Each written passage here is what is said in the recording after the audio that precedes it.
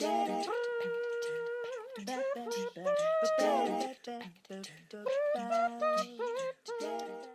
there, innovation champions. Melissa Dinwiddie here. Let me ask you something.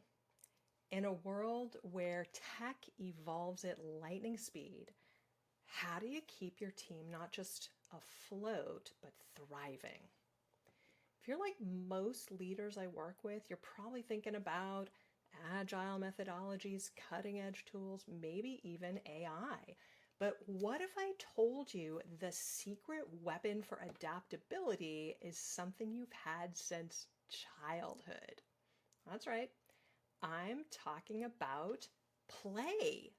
Now, before you close this video, thinking that I've lost my mind, hear me out. There's a surprising and powerful link between playfulness and adaptability and effective communication. And in the tech world, where change is the only constant, this trifecta could be your key to unlocking unprecedented innovation and influence.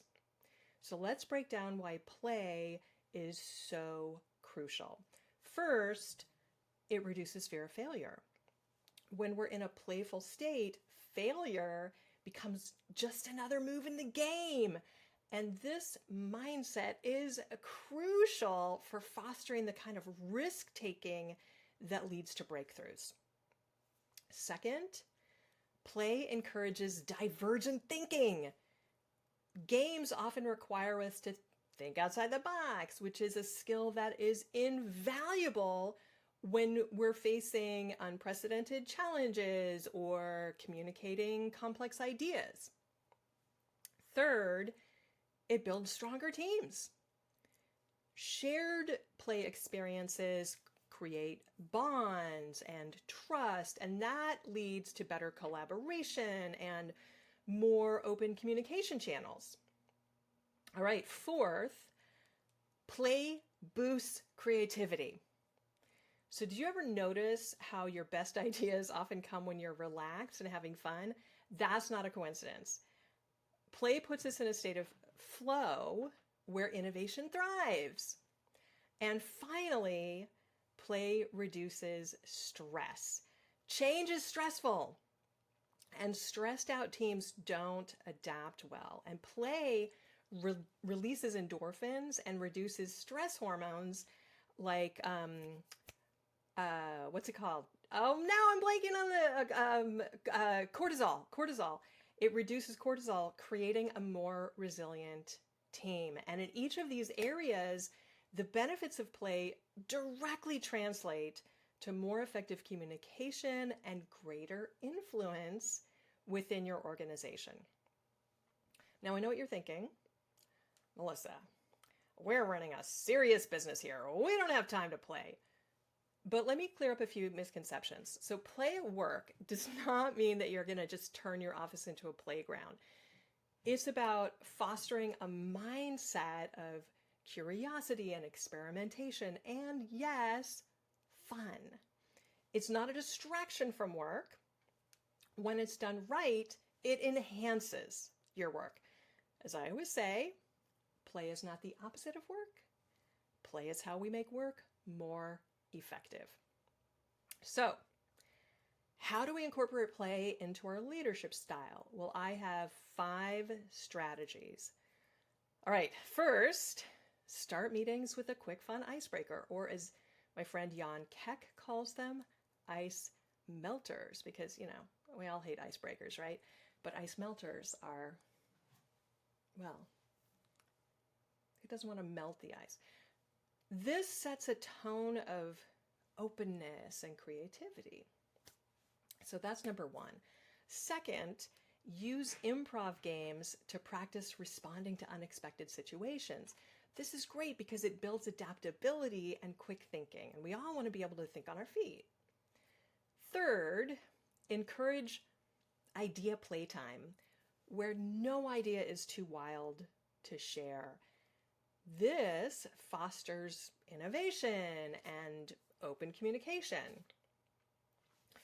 Fourth, reframe challenges as games or puzzles to be solved. This is going to reduce stress and it encourages creative problem solving. And then finally, number 5, celebrate fabulous failures to encourage risk taking. And this is going to build resilience and a culture of continuous learning. So for each of these, the key is always to tie that playful activity back to your work objectives. So for example, that improv game, it's not just fun. I mean, it is fun, but it's not just fun. It's training your team to think on their feet during those high stakes client presentations. All right, now you might be wondering, does this actually work in the real world? So let me share a few success stories from my Communicating for Influence program. At Meta, a team of researchers was really struggling to get their insights heard across the organization. And after incorporating more playful elements into their communication strategy, not only did their internal influence skyrocket, but managers started recommending the program to their friends across the organization. That's pretty cool. And another participant reported back that they were able to salvage a meeting that was going sour with a cross-functional teammate by using a technique that they learned specifically in a play-based activity in one of our sessions. So instead of getting mired in the stress of what was quickly becoming a communication breakdown, they leaned into the play-based method that they learned, and frustration transformed into flow. So that meeting was completely salvaged, and not just salvaged, but turned into something really fantastic for them. So these examples show how the principles of playfulness and adaptability directly contribute to more effective communication and greater influence and greater innovation. So, ready to inject some purposeful play into your leadership style? Start small. Choose one strategy and try it in your next team meeting. And pay attention to how it affects the energy in the room and the quality of ideas that are shared. Now, you might face some initial resistance, and that's normal, but be persistent and lead by example. Show your team that play isn't just permitted, it's encouraged as a path to better results. So are you ready to lead with playfulness and adapt with confidence?